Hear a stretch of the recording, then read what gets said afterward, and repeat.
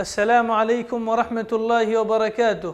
استقبال ہے سیرت النبی صلی اللہ علیہ وسلم کی سلسلے وار پیشکش رحمت-e-aalam صلی اللہ علیہ وسلم کی 33ویں قسط میں۔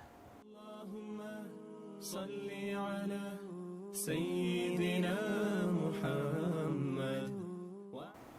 ناظرین، سن 11 نبوی کی بات تھی، یعنی کہ اللہ کے نبی صلی اللہ علیہ وسلم کو نبوت سے سرفراز کیے جانے کے بعد کا 11واں سال تھا۔ مکے کے لوگ دوسروں کو قبول ہدایت سے روکتے تھے، اس لیے کہ حق کی دشمنی اور اسلام کی مخالفت نے ان کو اندھا، بہرا اور گونگا کر دیا تھا۔ ان کی مخالفانہ باتوں کا لوگوں پر بہت زیادہ اثر ہوا۔ اعیان قریش اور شرفائے مکے کی باتوں کو اہل بادیہ یعنی گاؤں والے بھلا کس طرح جھٹلا سکتے تھے، مگر مخالفت اور دشمنی کی اس گفتگو کے ساتھ باہر والوں کے کان محمد صلی اللہ علیہ وسلم اور اسلام کے نام سے ضرور آشنا ہو جاتے۔ یہ مخالفتیں خود تبلیغ کا خاموش فرض انجام دے رہی تھی۔ انہی کے وار خود انہی پر الٹ پلٹ ہو کر پڑ رہے تھے۔ اپنی تدبیروں کی الٹی تأثیروں سے وہ خود بے خبر تھے۔ بجلی کے شراروں سے پانی کے دھارے پھوٹنے کے آپ ہی آپ سامان ہو رہے تھے۔ آئیے آج کی اس قسم میں انہی اشخاص کے واقعات آپ کو سنائیں گے جنہیں اسلام کی بات سننے سے روکا گیا، لیکن پھر بھی ان کے دلوں نے اسلام کی حقیقت کو قبول کیا۔ ابو ذر غفاری رضی اللہ عنہ یہ یثرب کے اطراف میں سکونت پذیر تھے۔ جب سوید ابن سامت اور ایاس ابن معاذ کے ذریعے یثرب میں رسول اللہ صلی اللہ علیہ وسلم کی بعثت کی خبر پہنچی تو غالباً یہ خبر ابو ذر کے کان سے بھی ٹکرائی اور یہی ان کے اسلام لانے کا سبب بنی۔ ان کے اسلام لانے کا واقعہ صحیح بخاری میں تفصیل سے مروی ہے۔ سیدنا عبداللہ ابن عباس رضی اللہ عنہ کا بیان ہے کہ ابو ذر رضی اللہ عنہ نے فرمایا، میں قبیلہ غفار کا ایک آدمی تھا۔ مجھے معلوم ہوا کہ مکے میں ایک آدمی نمودار ہوا ہے جو اپنے آپ کو نبی کہتا ہے۔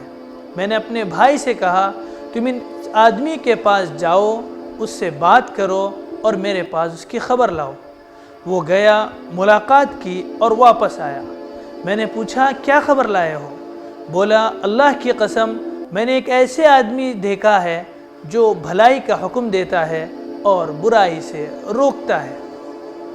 میں نے کہا، ابو ذر غفاری رضی اللہ عنہ کہتے ہیں، میں نے کہا تم نے تشفی بخش خبر نہیں دی۔ آخر میں نے خود توشہ دان اور ڈنڈا اٹھایا اور مکے کے لیے چل پڑا۔ وہاں پہنچ تو گیا لیکن آپ صلی اللہ علیہ وسلم کو پہچانتا نہ تھا اور یہ بھی گوارا نہ تھا کہ آپ کے متعلق کسی سے پوچھوں۔ چنانچہ میں زمزم کا پانی پیتا اور مسجد حرام میں پڑا رہتا۔ آخر میرے پاس سے حضرت علی رضی اللہ عنہ کا گزر ہوا۔ کہنے لگے، آدمی اجنبی معلوم ہوتا ہے۔ میں نے کہا، جی ہاں۔ انہوں نے کہا، اچھا تو گھر چلو۔ میں ان کے ساتھ چل پڑا۔ نہ وہ مجھ سے کچھ پوچھ رہے تھے، نہ میں ان سے کچھ پوچھ رہا تھا اور نہ انہیں کچھ بتا رہا تھا۔ صبح ہوئی تو میں اس ارادے سے پھر مسجد حرام گیا کہ آپ صلی اللہ علیہ وسلم کے متعلق دریافت کروں، لیکن کوئی نہ تھا جو مجھے آپ صلی اللہ علیہ وسلم کے متعلق کچھ بتاتا۔ آخر میرے پاس سے پھر حضرت علی رضی اللہ عنہ گزرے۔ دیکھ کر پوچھا، اس آدمی کو ابھی اپنا ٹھکانہ معلوم نہ ہو سکا؟ میں نے کہا، نہیں۔ انہوں نے کہا، اچھا تو میرے ساتھ چلو۔ اس کے بعد انہوں نے کہا، اچھا تمہارا معاملہ کیا ہے اور تم کیوں اس شہر میں آئے ہو؟ میں نے کہا، آپ رازداری سے کام لے تو بتاؤں۔ انہوں نے کہا، ٹھیک ہے میں ایسا ہی کروں گا۔ میں نے کہا، مجھے معلوم ہوا ہے کہ یہاں ایک آدمی نمودار ہوا ہے جو اپنے آپ کو اللہ کا نبی بتاتا ہے۔ میں نے اپنے بھائی کو بھیجا کہ وہ بات کر کے آئے، مگر اس نے پلٹ کر کوئی تشفی بخش بات نہ بتلائی، اس لیے میں نے سوچا کہ خود ہی ملاقات کر لوں۔ حضرت علی رضی اللہ عنہ نے کہا، بھائی تم صحیح جگہ پہنچے، دیکھو میرا رخ انہی کی طرف ہے۔ جہاں میں گھسوں وہاں تم بھی گھس جانا، اور وہاں اگر میں کسی ایسے شخص کو دیکھوں گا جو تمہارے لیے خطرہ ہے تو دیوار کی طرف اس طرح جا رہوں گا گویا اپنا جوتا ٹھیک کر رہا ہوں، لیکن تم راستہ چلتے رہنا۔ اس کے بعد حضرت علی رضی اللہ عنہ روانہ ہوئے اور میں بھی ساتھ ساتھ چل پڑا، یہاں تک کہ وہ اندر داخل ہوئے اور میں بھی ان کے ساتھ نبی صلی اللہ علیہ وسلم کے پاس داخل ہو گیا اور عرض کیا کہ آپ صلی اللہ علیہ وسلم مجھ پر اسلام پیش کریں۔ آپ صلی اللہ علیہ وسلم نے اسلام پیش فرمایا اور میں وہیں مسلمان ہو گیا۔ اس کے بعد آپ صلی اللہ علیہ وسلم نے مجھ سے فرمایا، اے ابو ذر، اس معاملے کو پس پردہ رکھو اور اپنے علاقے میں واپس چلے جاؤ، جب ہمارے ظہور کی خبر ملے تو آ جانا۔ میں نے کہا، اس ذات کی قسم جس نے آپ کو حق کے ساتھ مبعوث فرمایا ہے، میں تو ان کے درمیان بباغ دوحل اس کا اعلان کروں گا۔ اس کے بعد میں مسجد الحرام آیا، قریش موجود تھے۔ میں نے کہا، قریش کے لوگوں، اشہد ان لا الہ الا اللہ واشہد ان محمد عبدہ ورسولہ، میں گواہی دیتا ہوں کہ اللہ کے سوا کوئی معبود برحق نہیں، اور میں شہادت دیتا ہوں کہ محمد صلی اللہ علیہ وسلم اللہ کے بندے اور رسول ہیں۔ لوگوں نے کہا، اٹھو، اس بے دین کی خبر لو۔ لوگ اٹھ پڑے، مجھے اس قدر مارا گیا کہ مر جاؤں، لیکن حضرت عباس رضی اللہ عنہ نے مجھے بچایا۔ انہوں نے مجھے جھک کر دیکھا، پھر قریش کی طرف پلٹ کر بولے، تمہاری بربادی ہو، تم لوگ غفار کے ایک آدمی کو مار دے رہے ہو، حالانکہ تمہاری تجارت گاہ اور گزرگاہ غفار ہی سے ہو کر جاتی ہے۔ اس پر لوگ مجھے چھوڑ کر ہٹ گئے۔ دوسرے دن صبح ہوئی تو میں پھر وہیں گیا، اور جو کچھ کل کہا تھا آج پھر کہا۔ لوگوں نے پھر کہا، اٹھو، اس بے دین کی خبر لو۔ اس کے بعد پھر میرے ساتھ وہی ہوا جو کل ہو چکا تھا، اور آج بھی حضرت عباس رضی اللہ عنہ ہی نے مجھے بچایا۔ وہ مجھ پر جھکے، پھر ویسی ہی بات کہی جیسے کل کہی تھی۔ دوسرا واقعہ حضرت طفیل بن عمرو دوسی کا ہے۔ یہ شریف انسان شاعر، سوجھ بوجھ کے مالک اور قبیلے دوس کے سردار تھے۔ ان کے قبیلے کو بعض نواحی یمن میں امارت یعنی سرداری حاصل تھی۔ وہ نبوت کے 11ویں سال مکہ تشریف لائے تو وہاں پہنچنے سے پہلے ہی اہل مکہ نے ان کا استقبال کیا اور نہایت عزت و احترام سے پیش آئے۔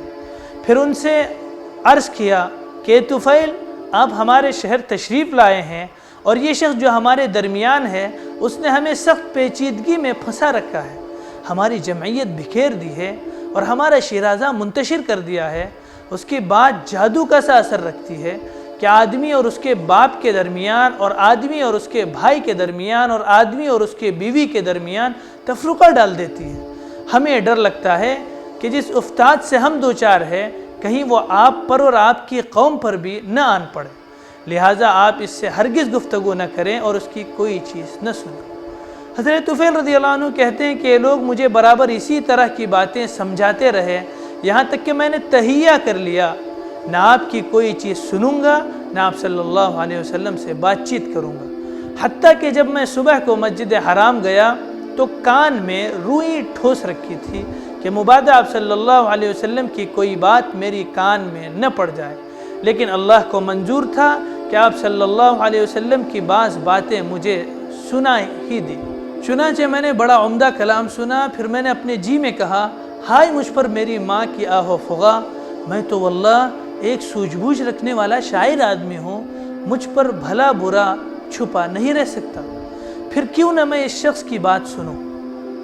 اگر اچھی ہوئی تو قبول کر لوں گا، بری ہوئی تو چھوڑ دوں گا۔ یہ سوچ کر میں رک گیا، اور جب آپ صلی اللہ علیہ وسلم گھر پلٹے تو میں بھی پیچھے ہو لیا۔ آپ صلی اللہ علیہ وسلم اندر داخل ہوئے تو میں بھی داخل ہو گیا، اور آپ صلی اللہ علیہ وسلم کو اپنی آمد کا واقعہ اور لوگوں کے خوف دلانے کی کیفیت، پھر کان میں روئی ٹھوسنے اور اس کے باوجود آپ صلی اللہ علیہ وسلم کی باتیں سن لینے کی تفصیلات بتائیں۔ پھر عرض کیا کہ آپ صلی اللہ علیہ وسلم اپنی بات پیش کیجیے۔ آپ صلی اللہ علیہ وسلم نے مجھ پر اسلام پیش کیا اور قرآن کی تلاوت فرمائی۔ اللہ گواہ ہے، میں نے اس سے عمدہ قول اور اس سے زیادہ انصاف کی بات کبھی نہ سنی تھی، چنانچہ میں نے وہی اسلام قبول کر لیا اور حق کی شہادت دی۔ اور اس کے بعد آپ صلی اللہ علیہ وسلم سے عرض کیا کہ میری قوم میں میری بات مانی جاتی ہے، میں ان کے پاس پلٹ کر جاؤں گا اور انہیں اسلام کی دعوت دوں گا، لہٰذا آپ صلی اللہ علیہ وسلم اللہ سے دعا فرمائیں کہ وہ مجھے کوئی نشانی دے دے۔ آپ صلی اللہ علیہ وسلم نے دعا فرمائی۔ حضرت طفیل کو جو نشانی عطا ہوئی وہ یہ تھی کہ جب وہ اپنی قوم کے قریب پہنچے تو اللہ تعالیٰ نے ان کے چہرے پر چراغ جیسی روشنی پیدا کر دی۔ انہوں نے کہا، یا اللہ، چہرے کے بجائے کسی اور جگہ مجھے اندیشہ ہے کہ لوگ اسے مسلح کہیں گے۔ چنانچہ یہ روشنی ان کے ڈنڈے میں پلٹ گئی۔ پھر انہوں نے اپنے والد اور اپنی بیوی کو اسلام کی دعوت دی اور دونوں مسلمان ہو گئے، لیکن قوم نے اسلام قبول کرنے میں تاخیر کی، مگر حضرت طفیل رضی اللہ عنہ بھی مسلسل کوشاں رہے، حتیٰ کہ غزوہ خندق کے بعد جب انہوں نے ہجرت فرمائی تو ان کے ساتھ ان کے قوم کے 70 یا 80 خاندان تھے۔ حضرت طفیل نے اسلام میں بڑے اہم کارنامے انجام دے کر یمامہ کی جنگ میں جام شہادت نوش فرمائی۔